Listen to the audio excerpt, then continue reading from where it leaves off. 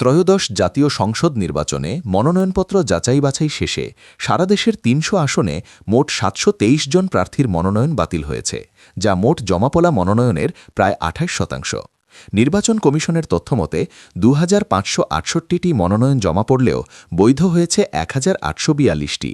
বাতিল হওয়া প্রার্থীদের মধ্যে সবচেয়ে বেশি স্বতন্ত্র ৩৩৮ জন, এরপর জাতীয় পার্টি ৫৯, ইসলামী আন্দোলন বাংলাদেশ ৩৯, বিএনপি ২৫, সিপিপি ২৫ ও জামায়াতে ইসলামী ১০।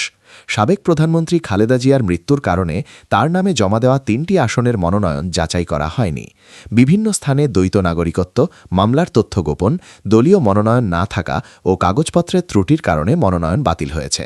সিদ্ধান্তের বিরুদ্ধে ৫ তারিখ থেকে ৯ জানুয়ারি আপিল করা যাবে।